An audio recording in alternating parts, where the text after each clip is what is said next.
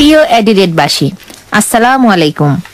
বুধবারের নিয়মিত সাপ্তাহিক আয়োজন নিয়ে রেডিও বাংলা অ্যাডিলেড আরো একবার চলে এসেছে আপনাদের কাছে। যারা অনুষ্ঠানটি লাইভ শুনছেন বা পরবর্তীতে আমাদের রেকর্ডেড অনুষ্ঠানটি শুনবেন, সবার জন্য থাকলো সাদর আমন্ত্রণ। আজকে রেডিও বাংলা অ্যাডিলেড একটি বিশেষ অনুষ্ঠান সম্প্রচার করতে যাচ্ছে। আপনারা নিশ্চয়ই আমাদের ঘোষণায় দেখেছেন, আজকে হলো RBA ক্যারিয়ার নাইট। তো বুঝতেই পারছেন আমরা আজকে কথা বলবো ক্যারিয়ার নিয়ে। সাউথ অস্ট্রেলিয়ায় যারা ইমিগ্রেশন নিয়ে এসছেন, যারা স্টুডেন্ট ভিসা নিয়ে পড়তে এসছেন, বা যারা আসতে চাচ্ছেন, পরিকল্পনা করছেন আপনার ইমিগ্রেশনের জন্য সাউথ অস্ট্রেলিয়াতে, তাদের জন্য আজকের অনুষ্ঠানটি আমরা আশা করব কিছু গুরুত্বপূর্ণ তথ্য প্রদান করবে। সো যারা এখন মিস করে যাবেন তারা অবশ্যই পরবর্তীতে আমাদের রেকর্ডেড প্রোগ্রামটি শুনবেন। বুঝতেই পারছেন আজকের এই ক্যারিয়ার নাইট শো উপস্থাপনায় আছি আমি লাকি, এবং আমার সাথে আজকে একজন বিশেষ অতিথিকে আমরা আমন্ত্রণ জানিয়েছিলাম আমাদের অনুষ্ঠানটিতে অংশগ্রহণের জন্য। আপনাদের সবার পরিচিত যারা সাউথ অস্ট্রেলিয়া আছেন, আমাদের সবার প্রিয় মাহবুব সিরাজ তুহিন ভাই। ভাইয়া আসসালামু আলাইকুম। ওয়ালাইকুম আসসালাম লাকি, তোমাকে অনেক ধন্যবাদ, রেডিও বাংলা অ্যাডিলেডকে অনেক ধন্যবাদ এই ধরনের একটা সময় উপযোগী এবং অত্যন্ত গুরুত্বপূর্ণ অনুষ্ঠানের আয়োজন করার জন্য।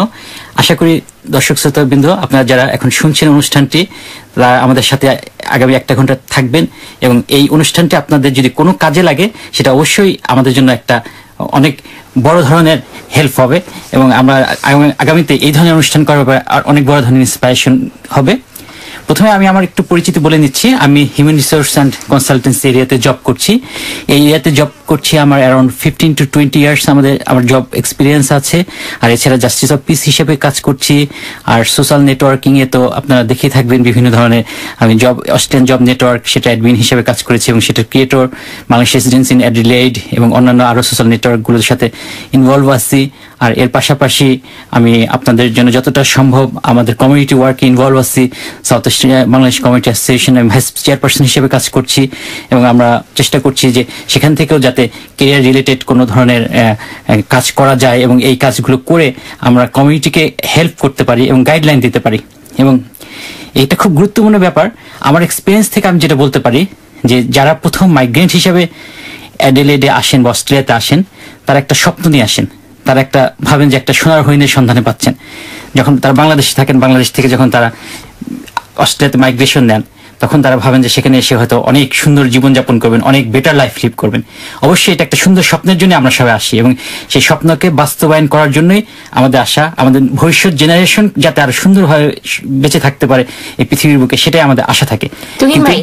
আমরা আসলে কিন্তু এই বিষয়গুলো নিয়ে আজকে আলোচনা করবো আমাদের অনুষ্ঠানে। আমি আগেই বলেছি, যারা পরিকল্পনা করছেন, যারা এখনো চাকরি খুঁজছেন, সবার জন্য এটি গুরুত্বপূর্ণ আজকের অনুষ্ঠানটি। তুহিন ভাই পরিচিতি পর্ব আমরা শুনলাম। আমরা RBA পরিবার তুহিন ভাইকে পেয়ে আজকে অনেক খুশি আমাদের অনুষ্ঠানে অংশগ্রহণ করার জন্য। তুহিন ভাই, আমার পক্ষ থেকে আপনাকে অনেক অনেক ধন্যবাদ জানিয়ে নিচ্ছি অনুষ্ঠানের শুরুতেই, শেষে তো আবার জানাবো। ধন্যবাদ।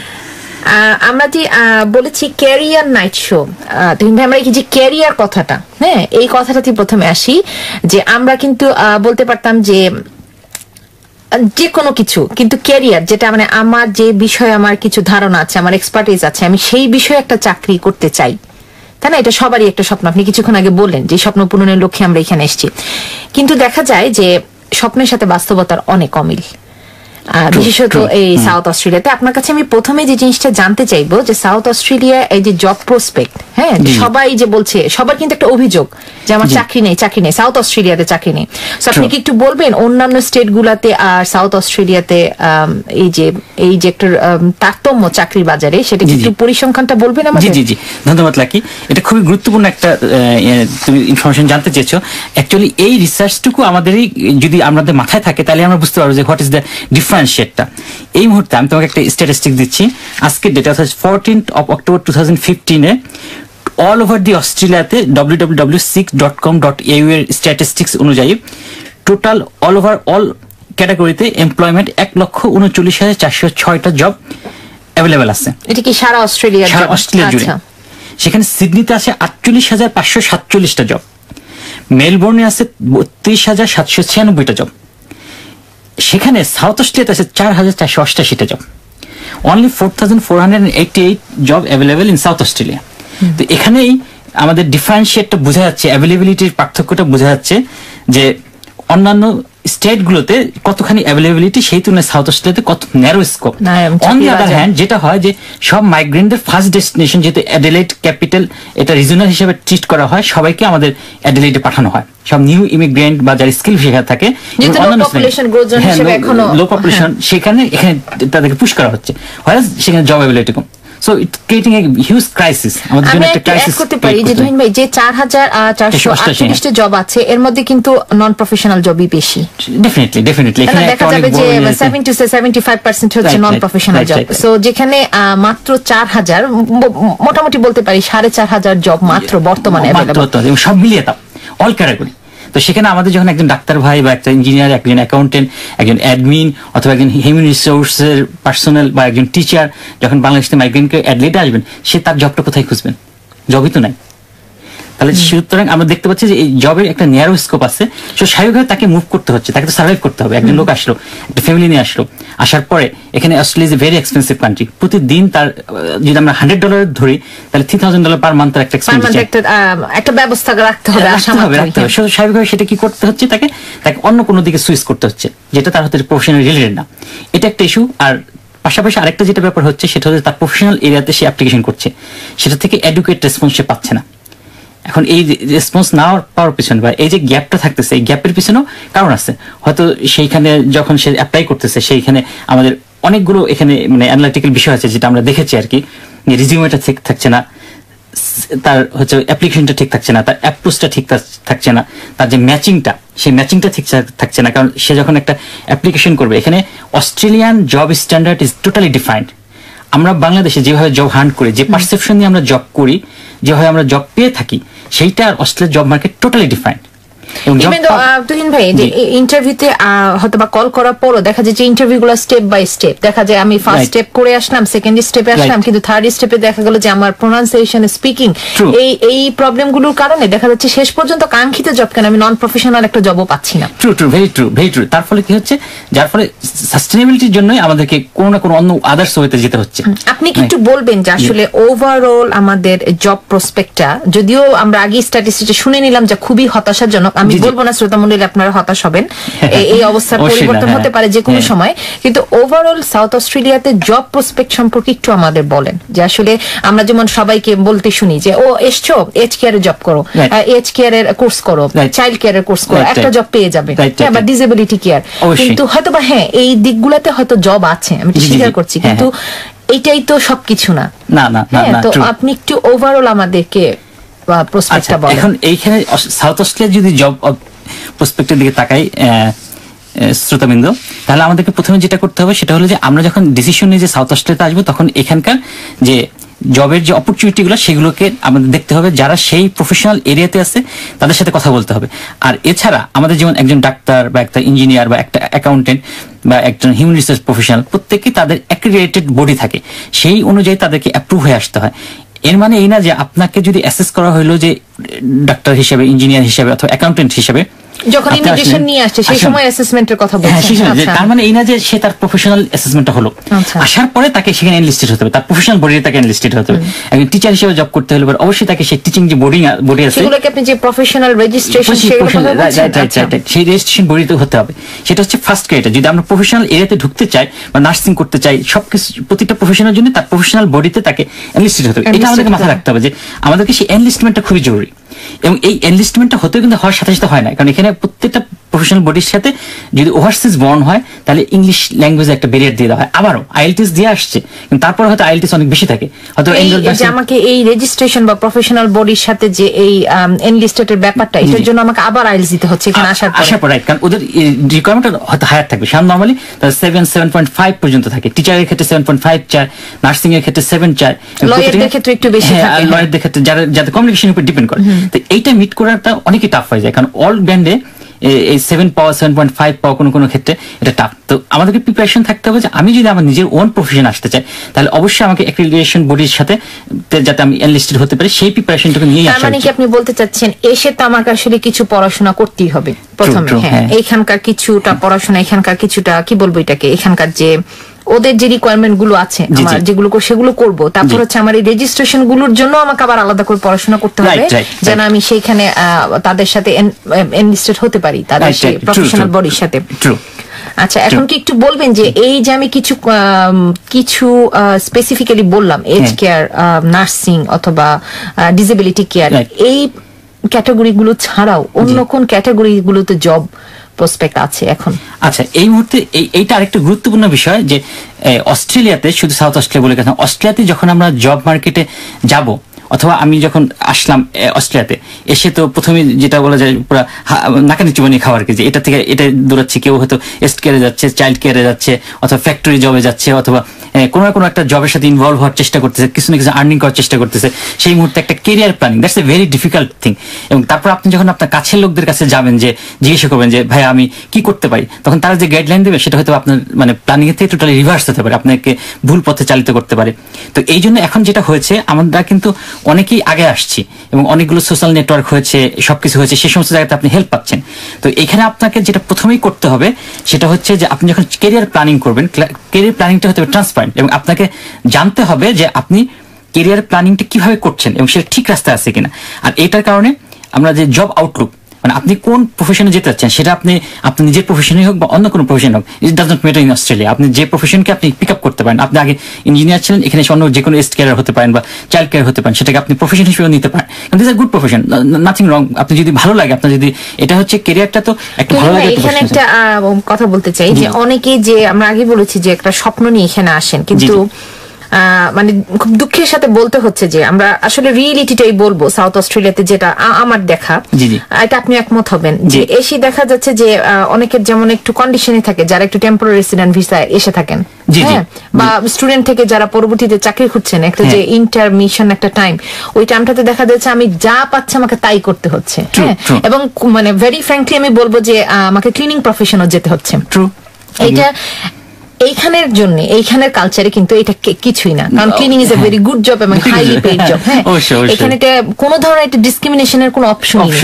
কিন্তু তারপরে দেখা যাচ্ছে যে আমাদের এই মেন্টাল সেটআপটা থাকে না, যখন আমরা একটা বাংলাদেশের মতন একটা কালচার থেকে এখানে আসছি। সো এইটার মধ্যে যাওয়া এবং এই যে একটা ফ্রাস্ট্রেশন চলে আসা, তো এই জিনিসগুলো তো অনলাইনে এখন প্রচুর আছে, সবাই মোটামুটি পড়াশোনা করতে পারছে, জানতে পারছে। একটু স্পেসিফিক্যালি বলবেন যে সেটা কি কি ক্যাটাগরির জন্য ইন ফিউচারে যারা আসছেন বা এখনো যারা চিন্তা ভাবনা করছেন তাদের প্রফেশনকে বেছে নেওয়ার জন্য, কি কি ক্যাটাগরি আছে ফিউচারের জন্য? আচ্ছা, খুব ধন্যবাদ। তুমি আরেকটা খুব গুরুত্বপূর্ণ প্রশ্ন করলে যে আমাদের এখানে ফিউচার ফোরকাস্টটা কি হবে। তো সেটা আমি বলছিলাম যে তুমি এখন কেউ যদি আসলো অস্ট্রেলিয়াতে এসে, তার তো সার্ভাইভ করার জন্য হোক বা প্রফেশনাল হিসাবে সে যখন প্রফেশনাল এরিয়াতে যাবে, তখন জব আউটলুক যেটা আছে সেই অনুযায়ী, মানে অস্ট্রেলিয়ান গভর্নমেন্টের একটা সাইট আছে, সেখানে আপনার প্রফেশনাল এরিয়ার ফিউচারটাকে আপনার ফোরকাস্ট করা থাকে স্ট্যাটিস্টিক্যালি। সেটা অনুযায়ী নেক্সট 5 ইয়ার্সের জন্য যে আউটলুকটা আছে, আমি কিছু কিছু প্রফেশনের কথা বলতেছি যেটা হয়তো হেল্প হবে, কিন্তু এই সাইটে গেলে তো ডিটেইলসটা সবাই জানতে পারবে। হ্যাঁ, প্রত্যেকটা প্রফেশন ডিটেইলস দেয়া আছে, যেমন স্ট্রং গ্রো, মানে অলমোস্ট 50,000 জব আগামী 2019 পর্যন্ত ডেভেলপ করবে।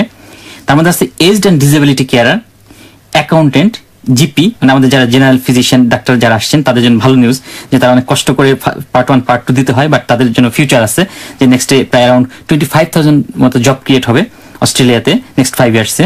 Child carer, mechanical engineer, beautician, hairdresser, graphic designer, dental assistant, plumber, social worker, sales assistant, এগুলোকে বলা হচ্ছে স্ট্রং গ্রো হবে এই প্রফেশনগুলো। আর মডারেটলি গ্রো হবে HR, enrolled nurse, IT support. এটা কত সময়ের মধ্যে? আগামী 2019 পর্যন্ত, আগামী 4 বছরের মধ্যে। আছে school teacher, electrical engineer, electrician, আর ডিক্লাইন করবে মেশিন অপারেটর। এটা জাস্ট একটা খুব শর্ট আমি প্রফেশন বললাম, বাট এখানে প্রতিটা প্রফেশন সম্পর্কে আউটলুক বলা আছে, ডিটেলস বলা আছে, আপনি 2015 পর্যন্ত ফোরকাস্ট বলতে পারবেন। এখানে এমন সব ইম্পর্টেন্ট ইনফরমেশন দেওয়া থাকে যে খুবই চমৎকার ভাবে আপনারা যদি এটা ইউটিলাইজ করেন, তাহলে আপনাদের কেরিয়ার ডিসিশন নিতে সুবিধা হবে। কারোর কাছে যেতে হবে না, কোনো বড় ভাইয়ের কাছে যেতে হবে না, বা কারোর কাছে সাজেশন লাগবে না, আপনি নিজেই আপনার কেরিয়ার ডিসিশনটা নিতে পারবেন। যেমন আমি শুধু একটা ইনফরমেশন দিচ্ছি, এজড অ্যান্ড ডিসেবলড কেয়ারার যে আছে, এই ডিসেবলড কেয়ারারে এই মুহূর্তে সারা অস্ট্রেলিয়াতে 1,41,000 লোক জব করছেন।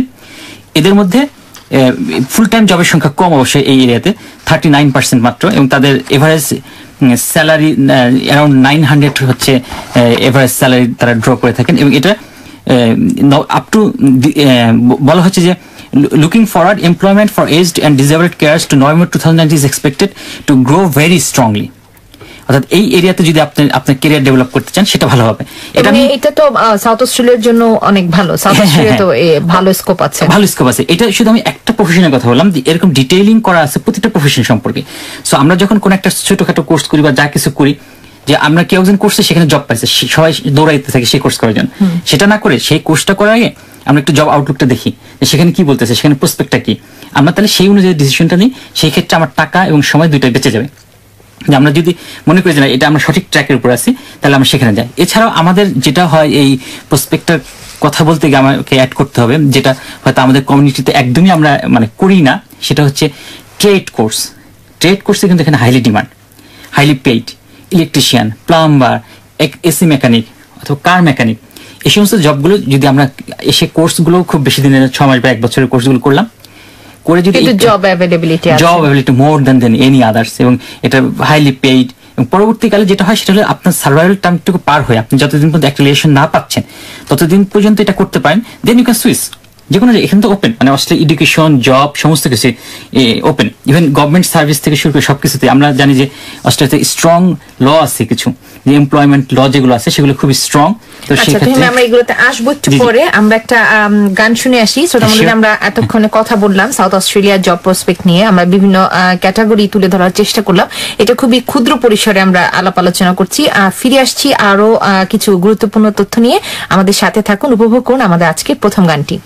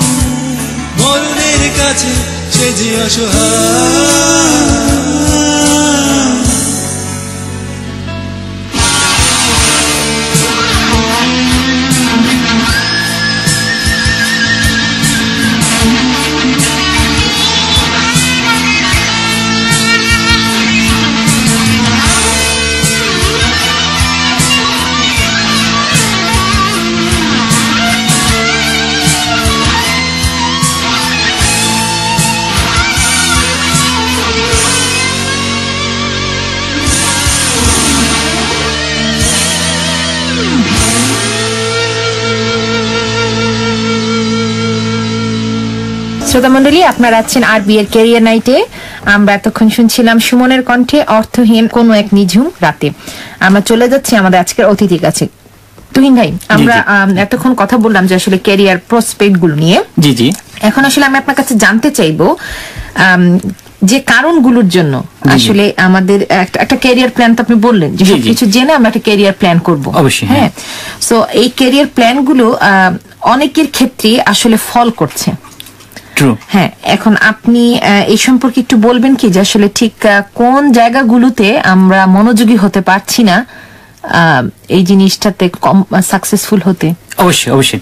এটা নিয়ে আমাদের একটা রীতিমতো আমরা রিসার্চের মতো করে থাকি। সাধারণত প্রতিটা কেস স্টাডিকে আমরা যখন পিক আপ করি যে কেন সে সাকসেসফুল হচ্ছে না, বা ইমিগ্রেন্টদের উপর, ওভারঅল ইমিগ্রেন্টদের উপরেও অনেক রিসার্চ হয়েছে যে তারা আসছে সব কোয়ালিফিকেশন নিয়ে, তারা মানে তাদের দেশে ওন কান্ট্রিসে তারা একটা ব্রিলিয়ান্ট, তার প্রত্যেকে ব্রিলিয়ান্ট, তাদের এরিয়াতে তাদেরকে অ্যাসেস করা হচ্ছে। করার পর যখন অস্ট্রেলিয়াতে এসে বলা হচ্ছে, যখন আমি আসছি আমাকে কিন্তু বলা হচ্ছে আমি হাইলি স্কিল। তুমি সে প্রোগ্রাম আন্ডারে আসছো, কিন্তু যে প্রোগ্রাম আন্ডারে তোমাকে নিয়ে আসা হচ্ছে যে তুমি একটা হাইলি স্কিল, তোমাকে যাচাই বাছাই করে সমস্ত কিছু করা হচ্ছে, তোমাকে ফোন করা হচ্ছে, তোমার সেক্টর দেখা হচ্ছে, এবং করে IELTS দিয়ে সমস্ত কোয়ালিফিকেশন মিট করে তুমি যখন এখানে আসছো, আসার পর ফল ইউর গোয়িং টু মারি ব্রিজ, ইনহাম অথবা সামহার এলস। কেন এই জিনিসটা হচ্ছে না? এবং তারা যে ট্রাই করছে না তা কিন্তু না। প্রতিটা স্কিল মাইগ্রেন্ট অস্ট্রেলিয়াতে আসার পরে প্রথমে যেটা করে সেটা তার ওন প্রফেশনে সে ট্রাই করে। সবগুলো ক্ষেত্রে যতগুলো সম্ভাব্য সবগুলো ক্ষেত্রে সে তার জান প্রাণ বাজি রেখে সে ট্রাই করে যে ঠিক আছে। এখানে একটা অভিযোগ কিন্তু আমি বলবো, যখনই কেউ প্রফেশনাল একটা জব অ্যাপ্লাই করছে, প্রথম অভিযোগ হচ্ছে তাকে শর্ট লিস্টই করা হচ্ছে না। তার মানে আমাকে যে ইন্টারভিউতে ডাকবে, আমি যে আমার কম্পিটেন্স একটু মানে প্রমাণ করার চেষ্টা করবো, সেই সুযোগটাই আমাকে পাচ্ছে না। এবং সেটা একটা ভেরি ফ্রাস্ট্রেটিং। এটার যে কারণগুলো আমরা বের করেছি, যে গ্যাপটা আমরা অ্যানালাইসিস করেছি, গ্যাপটার মধ্যে একটা প্রধানতম গ্যাপ হচ্ছে হলো আমাদের সিভি যে রাইটটা আমরা করি, যে রিজিউমে যেটার মধ্যে আমার রিফ্লেকশনটা থাকবে, সেই রিফ্লেকশনটা প্রপারলি তুলে ধরতে পারছি না। কারণ অস্ট্রেলিয়ান স্ট্যান্ডার্ড ডিফারেন্ট। আমরা নিজেদের কান্ট্রিতে আমরা যেভাবে করে আসছি, আমি কি করবো, আমার নিজের স্ট্যান্ডার্ডকে তুলে ধরার জন্য 10 পৃষ্ঠা একটা রিজিউমে একটা সিভি পাঠিয়ে দেবো, সেখানে আমার খুব সুন্দর করে সব লেখা আছে। 10 পৃষ্ঠা এখানকার রিক্রুটার ওজনটা দেখে বিনে ফেলে দেবে। আচ্ছা, এখানকার নর্মালি স্ট্যান্ডার্ড হচ্ছে 20 সেকেন্ড নেওয়া হয় একজন রিক্রুটার অ্যাসেস করার জন্য, ডিসিশন নেওয়ার জন্য সে সিভিটা রাখবে কি রাখবে না।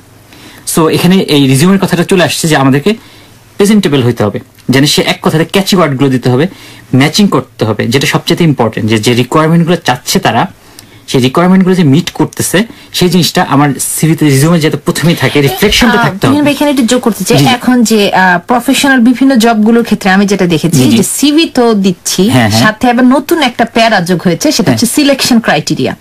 ওই জবে পার্টিকুলারলি যা চাওয়া হচ্ছে সেটা আমাকে আমার সিলেকশন ক্রাইটেরিয়াতে লিখতে হবে যে এই জবের এই এই জায়গাগুলোতে আমার এই এই অভিজ্ঞতাগুলো আছে, কম্পিটেন্সি বেসড করে ফেলা। তো একবার তো আমি সিভি দিচ্ছি, আপনি যেটা বললেন যে যেভাবে করে যেটা অস্ট্রেলিয়ান স্ট্যান্ডার্ড অনুযায়ী লিখতে হবে, আবার সাথে এই সিলেকশন ক্রাইটেরিয়া, তারপর হচ্ছে যে আমার কিছু ফর্মাল ইনফরমেশন তাদেরকে দেওয়া হয়। এত কিছু পরেও যখন একজনকে শর্ট লিস্ট করা হচ্ছে না, সেই জায়গায় পার্টিকুলারলি কি গ্যাপগুলো একদম পুরো স্পেসিফিক বলতে হলো যে সেটা হচ্ছে যে ওই যেই কথাটা তুমি বললা যে ওরা যে কম্পিটেন্সি বেসড যে সিভিটা চাচ্ছে, সেই জায়গাটাতে আমাদের মিসম্যাচ হচ্ছে। আমাদের ওরা যে জিনিসটা চাচ্ছে সেই রিকোয়ারমেন্টটা আমরা সঠিকভাবে তুলে ধরতে পারছি না সেই পার্টিকুলার ক্ষেত্রে। এটা একটা। আরেকটা হচ্ছে আমরা কেন পারছি না তারও কারণ আছে। এটার মধ্যে একটা হচ্ছে কালচারাল গ্যাপ। ওরা যে ভিউতে যে ইভেন ওয়ার্ডিং গুলো আমরা তুলে ধরার চেষ্টা করতেছি, সেটার ইন্টারপ্রিটেশন ডিফারেন্ট ভাবে হতে পারে। সেটা যেমন আমরা সিভি বা রিজিউমেতে লিখি না যে ওয়ার্ক হিস্ট্রি, এখানে কিন্তু ওয়ার্ক হিস্ট্রি মিন করে ডিফারেন্ট ইস্যু। ওয়ার্ক হিস্ট্রি মিন করে যে আমাদের নন প্রফেশনাল জব, এখানে লিখতে এমপ্লয়মেন্ট হিস্ট্রি। ছোট একটা টিপস, অনেক ডিফারেন্ট। আমরা যদি যে কোনো রিজিউম স্টার্টিং লিখি ওয়ার্ক হিস্ট্রি, তার ধরে নেবে যে এগুলো হচ্ছে নন প্রফেশনাল, সে দেখবেই না। এমপ্লয়মেন্ট হিস্ট্রি, এই যে ওয়ার্ডিং গুলো আছে, এই যে কিছু টেকনিক আছে, টেকনিক গুলো জানতে হবে। এই টেকনিক গুলো জানার জন্য কিছু অর্গানাইজেশন আছে যেগুলোর হেল্প আমরা পেতে পারি। তার মধ্যে স্কিলস ফর অল, যেটা গভর্নমেন্টের, যেটা রেডি ওয়ার্ক ফোর্স, এটা তো ফ্রি। তুহিন ভাই, আমি যতটুকু জানি এটা হচ্ছে গভর্নমেন্টের, এবং এটা সাউথ অস্ট্রেলিয়ানদের জন্য, সাউথ অস্ট্রেলিয়া রেসিডেন্টদের জন্য এটা ফ্রি। এটা যে কেউ সার্ভিসটা নিতে পারে। সেখানে গেলে পরে তারা সিভি রাইটিং থেকে শুরু করে অন্যান্য ক্ষেত্রে হেল্প করবে। এছাড়া অন্যান্য কিছু অর্গানাইজেশন আগে আসছে, আমরা নিজেরাও সোশ্যাল নেটওয়ার্কের মাধ্যমে আমরা হেল্প করার চেষ্টা করি বা গাইডলাইন দেওয়ার চেষ্টা করি। এছাড়া আরো কিছু সোশ্যাল নেটওয়ার্ক আছে, লিঙ্কডইন আছে, সেখানে আমরা সিভি আপলোড করতে পারি, দেখতে পারি অন্যরা কিভাবে মুভ করছে। এবং এইগুলো আমাদের কিন্তু জবের ক্ষেত্রে হেল্প করবে, যে লিঙ্কডইনে সিভি রাখা, বা সোশ্যাল নেটওয়ার্কিং গুলোতে আমি শুনেছি অস্ট্রেলিয়াতে ওভারঅল অস্ট্রেলিয়াতে প্রায় 35%, মানে শতকরা 35% চাকরি হচ্ছে এখন লিঙ্কডইন থেকে। ট্রু। আমার জানা মতে এই সাউথ অস্ট্রেলিয়াতে অন্তত অ্যাটলিস্ট আমি 10 জনকে জানি যারা লিঙ্কডইনের মাধ্যমে অফার পেয়েছে এবং জব পেয়েছে। সরাসরি তাদেরকে অফার করেছে, লিঙ্কডইনে তার সিভি ছিল, সেখান থেকে এমপ্লয়ার রিক্রুট করেছে। লিঙ্কডইন অস্ট্রেলিয়ার জন্য, অস্ট্রেলিয়ান কালচারে একটা খুব গুরুত্বপূর্ণ জিনিস। আমি এটাই বারবার বলতে চাচ্ছি যে এবং এটা নেটওয়ার্কিং ও নট অনলি যে নেটওয়ার্কিং, যে আমাদের অস্ট্রেলিয়ান স্ট্যান্ডার্ডটা বুঝতে হবে, যে অস্ট্রেলিয়ান নিডসটা বুঝতে হবে। সেই অনুযায়ী আমার সিভিটা ডেকোরেট করতে হবে, আমার নিজেকে প্রিপারেশন দিতে হবে, আমার ইন্টারভিউ প্রিপারেশন দিতে হবে। কালচারাল গ্যাপ, আমাদের ল্যাঙ্গুয়েস্টিক গ্যাপ, আমাদের ল্যাঙ্গুয়েজটা ওজি স্টাইলের না, ওজি স্টাইলের ইংলিশটা ডিফারেন্ট হয়। তো আমাকে যখন একটা সেলস পার্সন হিসেবে রিক্রুট করা হবে, তখন অবশ্যই আমার স্পিকিংটা দেখতে, অথবা আমাকে যে কোনো এরিয়াতে কমিউনিকেশন দেবে, পাবলিক রিলেশন হিসেবে নেওয়া হচ্ছে। আমি যখন পাবলিক রিলেশন ম্যানেজার হবো, পাবলিকেশন সিনিয়র পোস্টে যেতে চাবো, তো তার মানে আমাকে প্রচুর পাবলিকেশন করতে হবে। তাহলে সেই ক্ষেত্রে আমার স্পিকিং স্টাইলটা অবশ্যই, ডেলিভারিটা হতে হবে এখানকার স্ট্যান্ডার্ডে।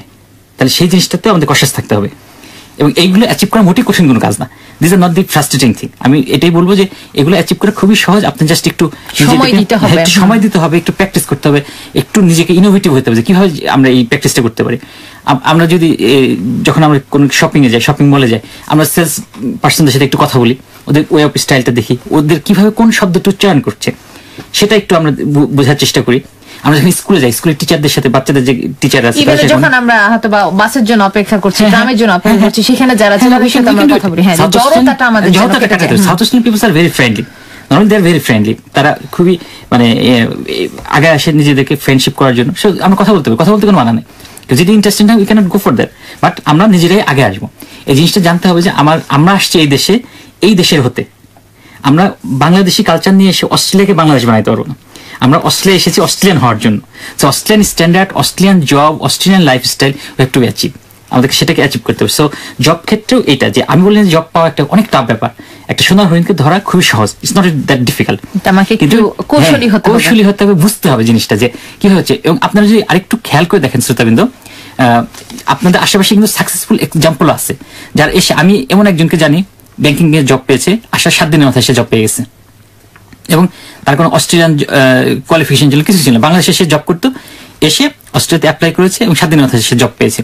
আমি আরো জানি, আমাকে যে জাস্টিস অফ পিস প্রচুর লোকের সাথে ইন্টারাকশন করতে হয় প্রতিনিয়ত, এছাড়া অস্ট্রেলিয়ান জব নেটওয়ার্কের মাধ্যমে আমার প্রচুর লোকের সাথে ইন্টারাকশন করতে হয়। আমি অনেক সাকসেসফুল এক্সাম্পল জানি, 2 মাস বা 3 মাসের মধ্যে দ্রুততম সময়ে তাদের এই সাকসেসটা হয়েছে। কেন হয়েছে আমি চেষ্টা করি সেটা জানার জন্য, বোঝার জন্য, এবং তাদের এক্সপিরিয়েন্সটা আমি শেয়ার করতে বলি। এবং আমি দেখেছি যে তাদের ওই যে ওয়ে অফ থিঙ্কিংটা ডিফারেন্ট ছিল। Plan A, plan B, plan C রাখতে হবে। আমরা যদি বেশিরভাগ 90% অফ আস আমরা চিন্তা করি ট্র্যাডিশনাল ওয়েতে, যেভাবে আমরা বর্ন অ্যান্ড ব্রট আপ হয়েছে সেটাতে বের হয়ে আসা অবশ্যই মুশকিলের ব্যাপার। কিন্তু যখন আমরা অস্ট্রেলিয়াতে আসবো, তখন আমাদেরকে মোর ইনোভেটিভ, মোর ডাইনামিক হতে হবে, মোর অ্যানালাইটিক্যাল হতে হবে। কারণ এটা একটা ফার্স্ট ওয়ার্ল্ড, এটা সবকিছু মুভ করতেছে। একটা জব মানে মানি স্পিড, সবকিছু মূল কথা যেটা। আমরা আসছি আবার পরবর্তীতে আপনার কাছে তুহিন ভাই। এরপরে আসলে আমরা যে বিষয়টি নিয়ে আলোচনা করবো সেটা হচ্ছে কোথায় আসলে খুঁজবো আমি চাকরি। যদিও অনেক ওয়েবসাইট আছে, তারপর আমরা আসবো। তার আগে আমরা একটা গান শুনে আসছি, আমাদের দ্বিতীয় গানটি শ্রোতা মণ্ডলী আপনার উপভোগ করুন। মন জমিনে খুব যতনে স্বপ্ন তোমার বুনেছি, ভালোবেসে পেয়ে তোমায় আমি যে সব পেয়েছি। মন জমিনে খুব যতনে স্বপ্ন তোমার বুনেছি, ভালোবেসে পেয়ে তোমায় আমি যে সব পেয়েছি। আমার ভেতর কোথায় যেন তোমারই শুধু আমায় ছেড়ে দূরে গেলে মন কি করে অঞ্চল। আমার ভেতর কোথায় যেন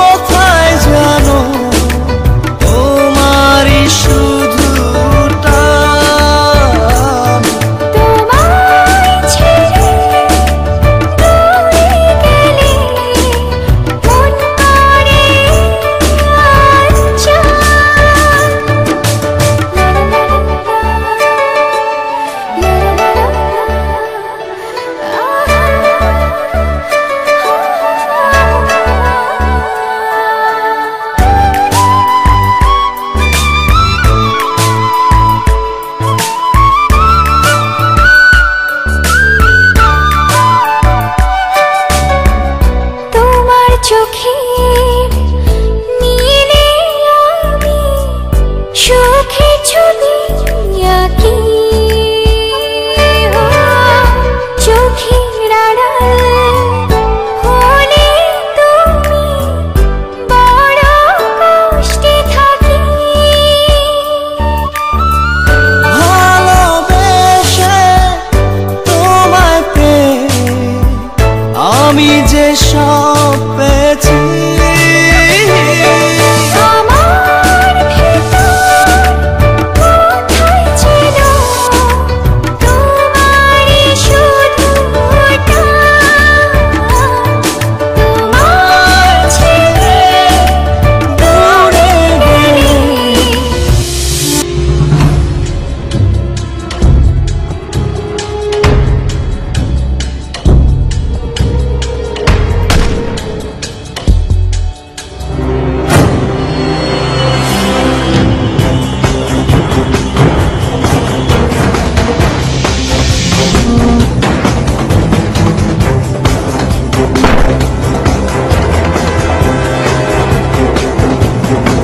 প্রিয় শ্রোতা মণ্ডলী, আপনারা আছেন আমাদের সাথে আরবিএ ক্যারিয়ার নাইটে।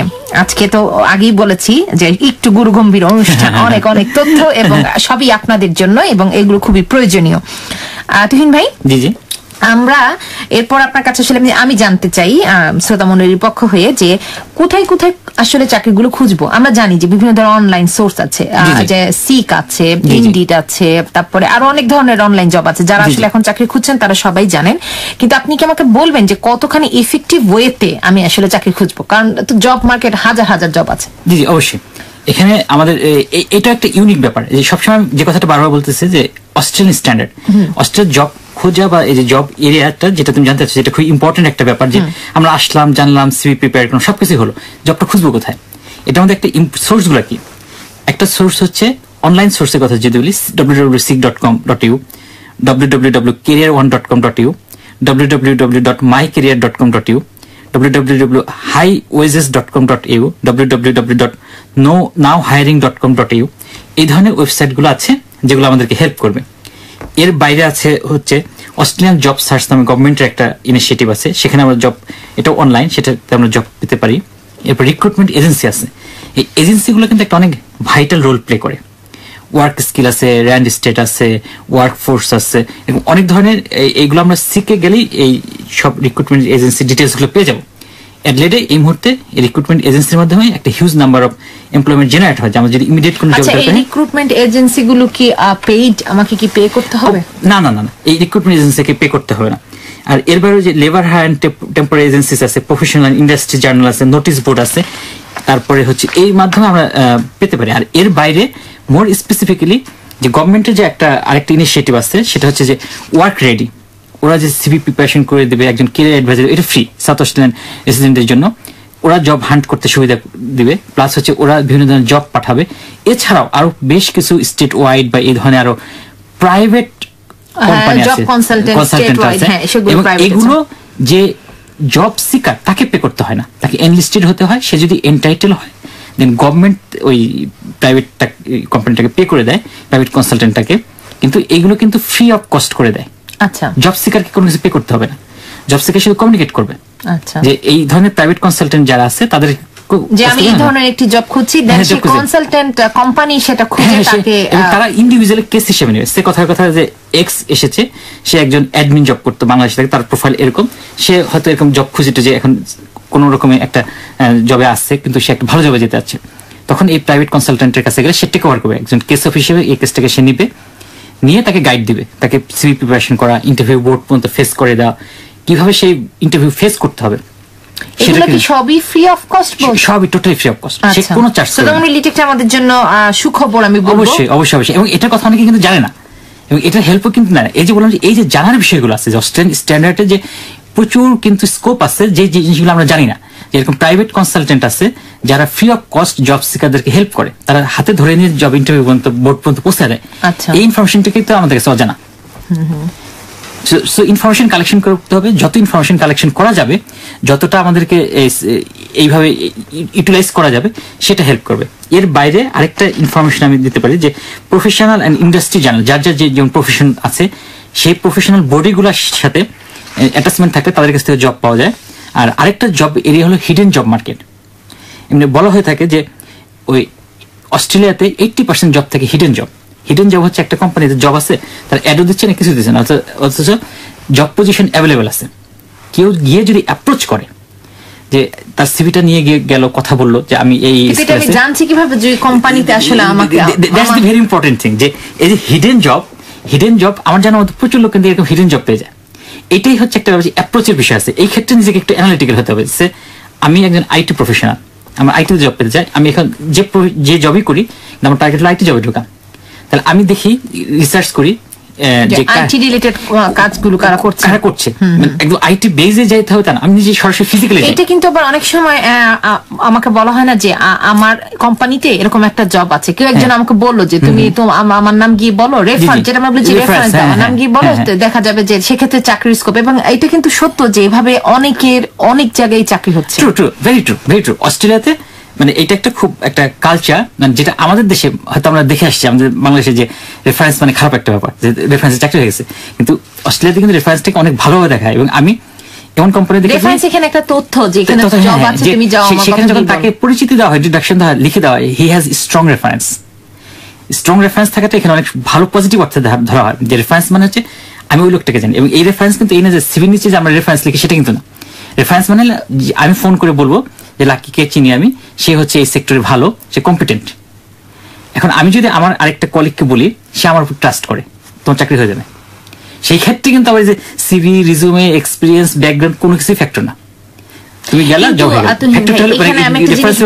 যখন একটা মানুষ নতুন একটা কান্ট্রিতে আসছে, তাই না, এখানে এসে একটা পরিচিত হতে, কেউ আমাকে যে ইনফরমেশনটা দিবে বা কেউ যে আমার জন্য হয়ে কাজটুকু করবে, এটার জন্য তো একটা সময় লাগছে অবশ্যই, তাই না? রেফারেন্স তো আমি এখানে বললি তো আমাকে কেউ দিয়ে দিচ্ছে না।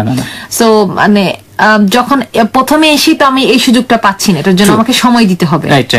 হ্যাঁ, আমি তোমার পয়েন্টটা ধরতে পেরেছি যে এটা অবশ্যই ব্যাপার। এই ক্ষেত্রে যেটা করতে হবে কিন্তু হচ্ছে যে হিডেন যে জবগুলো, সেক্ষেত্রে কিন্তু বলে নিউ ইমিগ্রেন্টদের জন্য কিন্তু হিডেন জবগুলো মানে সেটাকে সেই পরিমাণে কিন্তু সাহায্য করতে পারছে না, এক্সপ্লোর করে বের করতে হবে। দেন অ্যাপ্রোচের একটা ব্যাপার আছে। আমি তোকে একটা উদাহরণ বলি যে হিডেন জবের কিভাবে এটা কাজ করে। আমার পরিচিত একটা ভদ্রমহিলা, উনি আসছেন বাংলাদেশ থেকে, আসার পর উনি বাংলাদেশে স্কুল টিচার ছিলেন। এইখানে কোথাও উনি জব পাচ্ছিলেন না। জব না পাওয়ার পর সে এরকম ভাবে জাস্ট ক্যাজুয়াল ওয়াকিং এর সময় সে এখানকার কোন একটা চ্যারিটিতে গেলেন, চ্যারিটিকে অ্যাপ্রোচ করলেন যে আমি তোমাদের এখানে জব করতে চাই।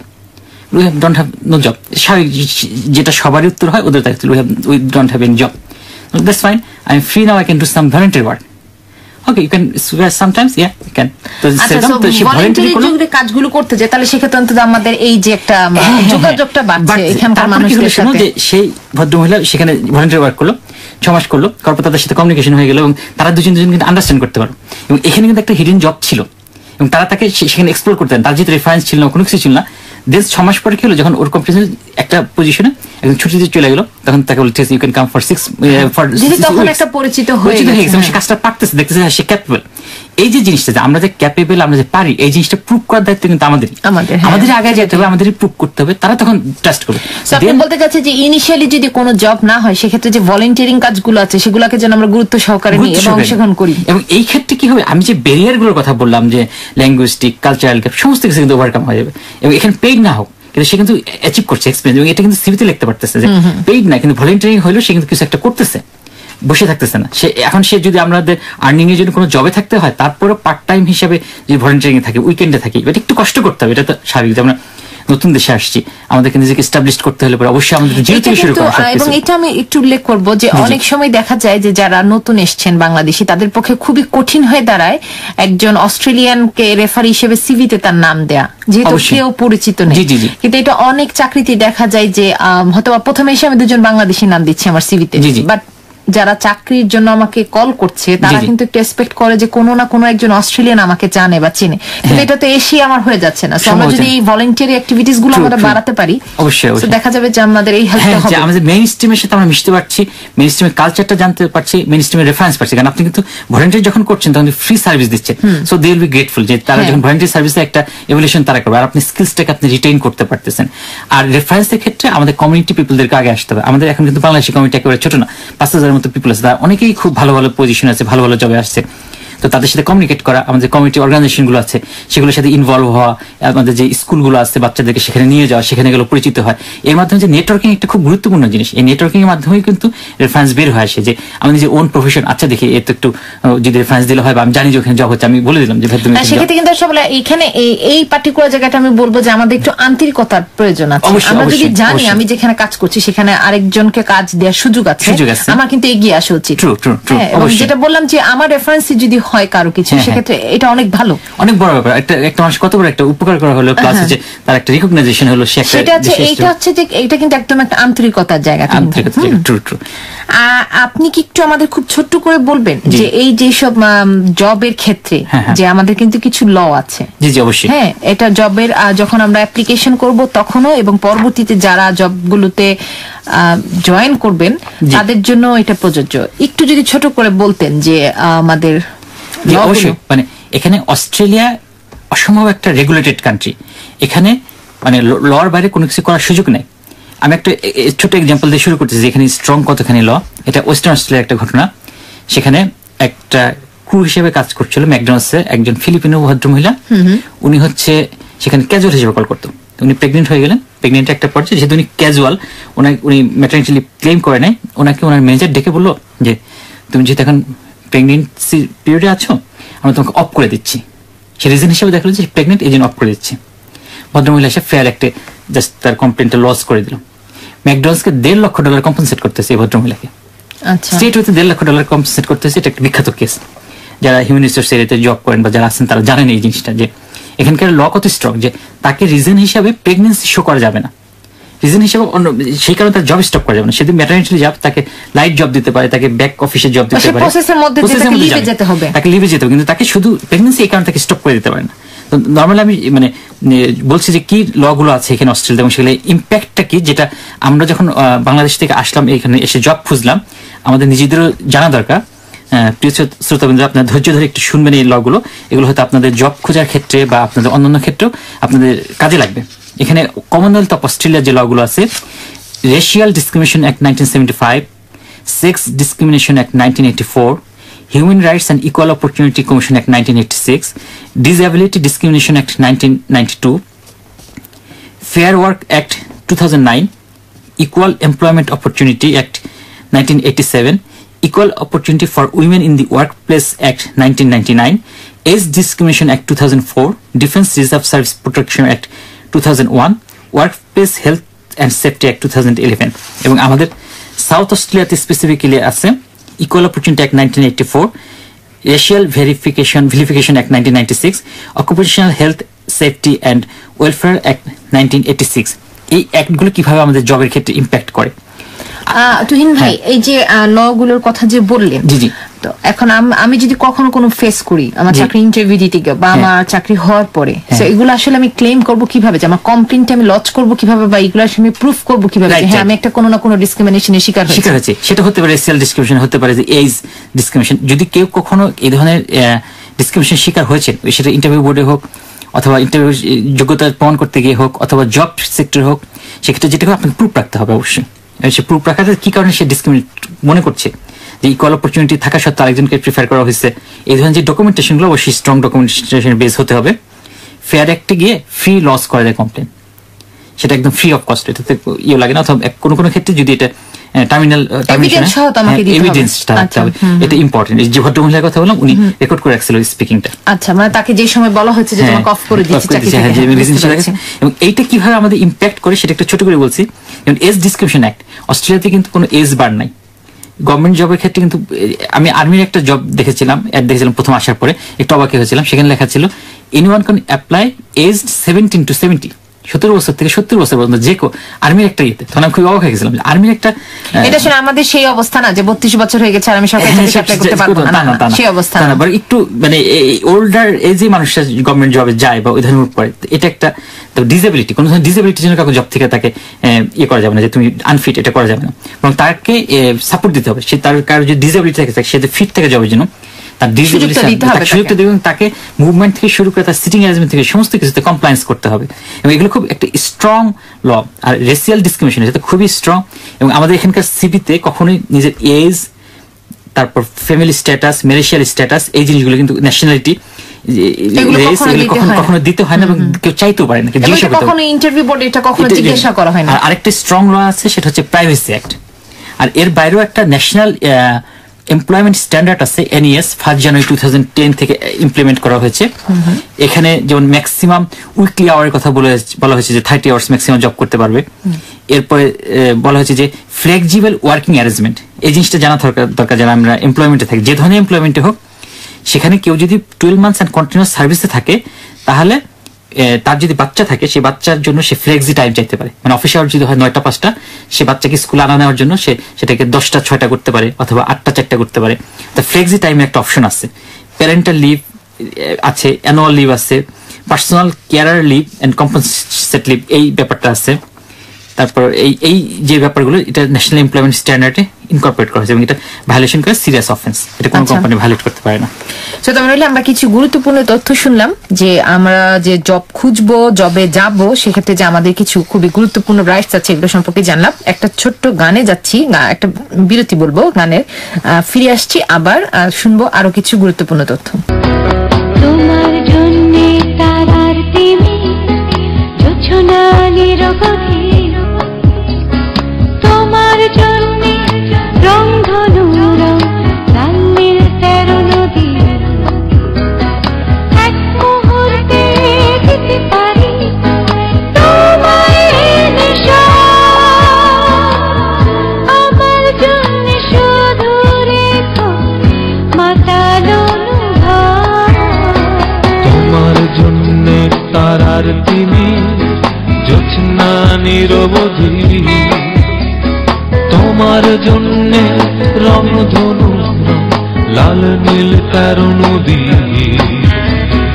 এক মুহূর্তে দিতে পারি তোমায় নেশা, আমার জন্যে শুধু রেখো মাতাল অনুভব।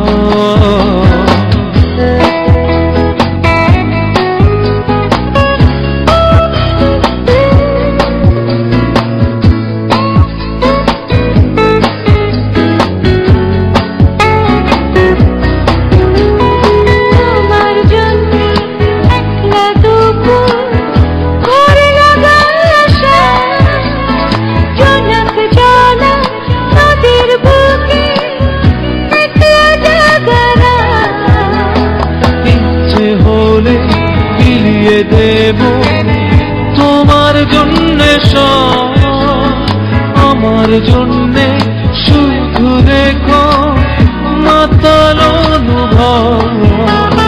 তোমার জন্যে তারার তিমি জোছনা নিরবধি, তোমার জন্যে রংধনু রং লাল নীল 13 নদী, এক মুহূর্তে দিতে পারি তোমায় নেশা, আমার জন্য শুধু রেখো মাতাল অনুভব।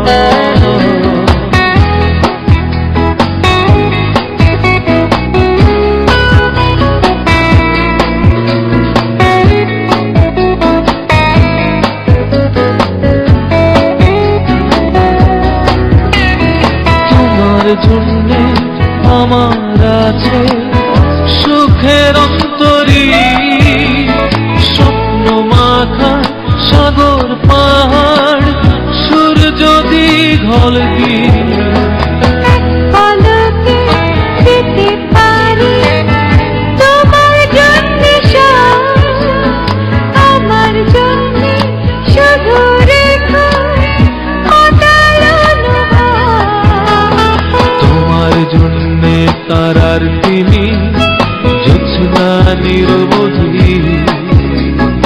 তোমার জন্যে রংধনু রং লাল নীল 13 নদী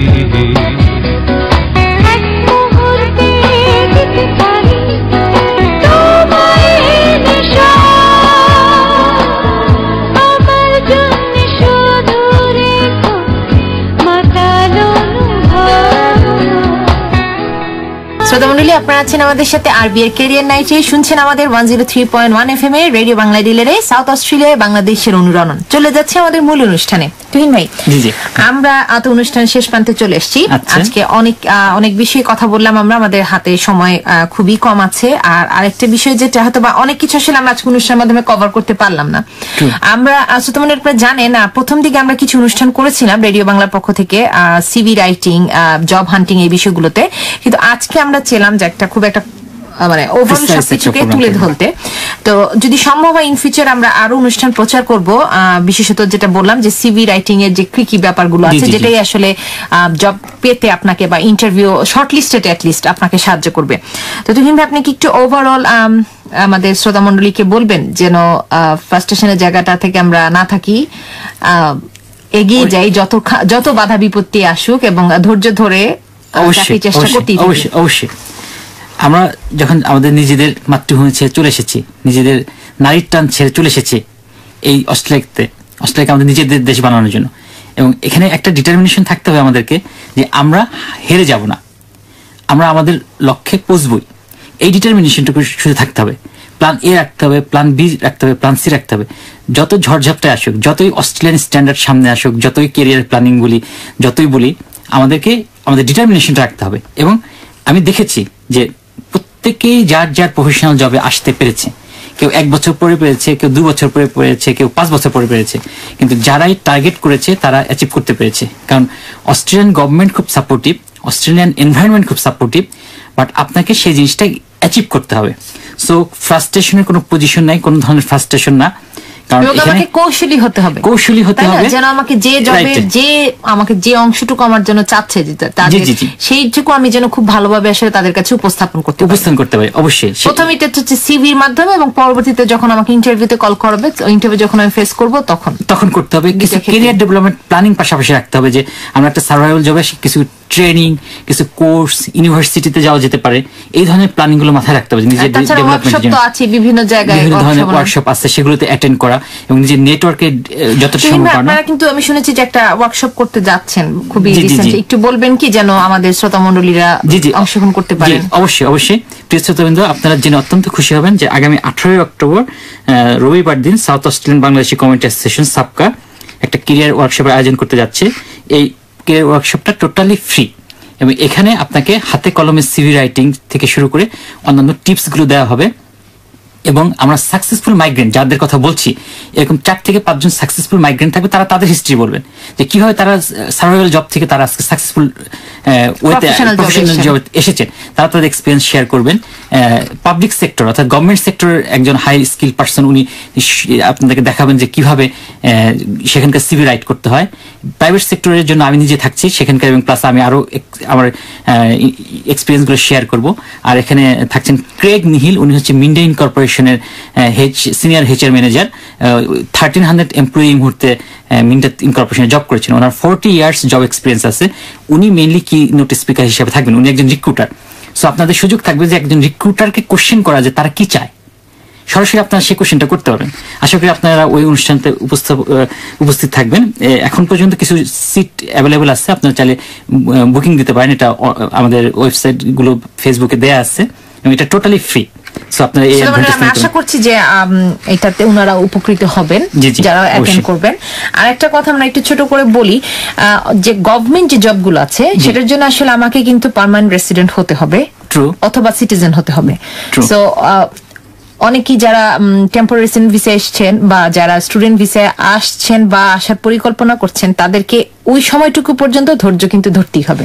এগ্রি করি। ঠিক আছে, যে আমার একদম পার্মানেন্ট রেসিডেন্ট হওয়া এবং আমার সিটিজেনশিপ হওয়া পর্যন্ত আমাকে অপেক্ষা করতে এটা হবে। একটা ক্রাইটেরিয়া থাকে যে হ্যাঁ, যে ভালো জবগুলো, গভর্নমেন্ট জবগুলো বা জবগুলোতে লেখাই থাকে ব্যাংকিং বা অন্যান্য জবগুলোতে যে তারা মানে পার্মানেন্ট রেসিডেন্স এবং সিটিজেন না হলে, এখন কথা হলো যে তারা একজন যখন স্টাফ হিসেবে নেয় তাকে ট্রেনিং দিচ্ছে, তাকে অনেক ইনভেস্ট করছে তার পিছনে।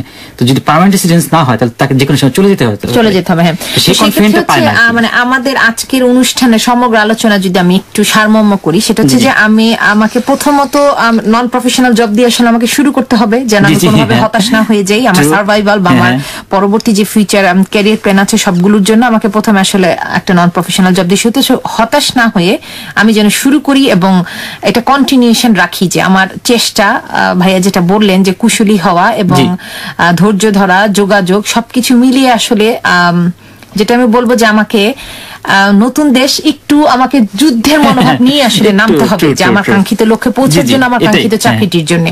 যেহেতু এটা নতুন দেশ এবং আমরা একটা অন্য দেশ থেকে এসেছি, আরেকটা বিষয় যেটা কম্পিটিশন, প্রতিযোগিতা সবখানে সবসময় থাকবে।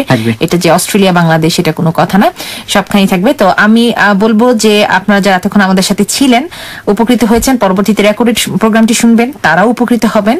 এবং আজকে আরবি নাইটে আপনাকে আবারও ধন্যবাদ জানাচ্ছি তুহিন ভাই আমাদের সাথে থাকার জন্য। আপনি যদি কিছু বলতে চান। হ্যাঁ, তোমাকে ধন্যবাদ, রিতাকে ধন্যবাদ এবং আরবি ফ্যামিলিকে ধন্যবাদ এই ধরনের একটা খুবই উপকারী এবং খুবই সময় উপযোগী একটা অনুষ্ঠানের আয়োজন করার জন্য। আমরা আশা করি শ্রোতাবৃন্দ আপনাদের এই অনুষ্ঠানটা ভালো লেগেছে এবং উপকারী লাগবে, এবং আমরা যদি সম্ভব হয় আগামীতেও আপনাদেরকে এসে এই ধরনের ইনফরমেশন দিয়ে শেয়ার করার চেষ্টা করবো। অনেক ধন্যবাদ সবাইকে।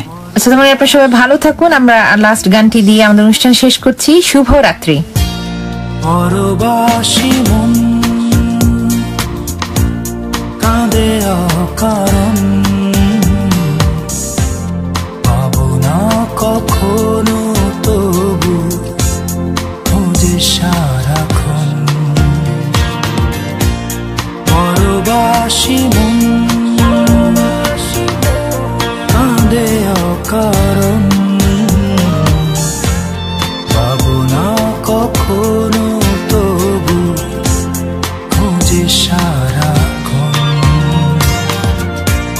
কোথায় পাবো যে তারে হারালো কোথায়, জানে কি সে তারে ছাড়া বেঁচে থাকা দায়। কোথায় পাবো যে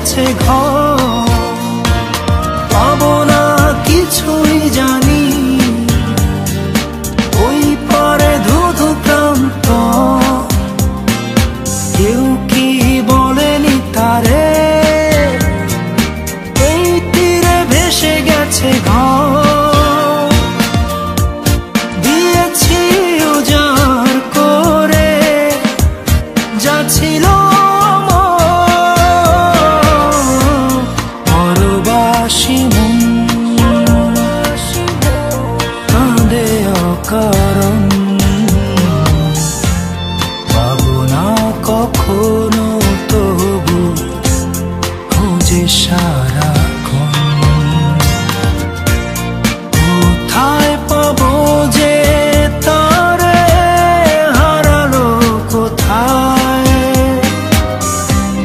জানে কি সে তারে ছাড়া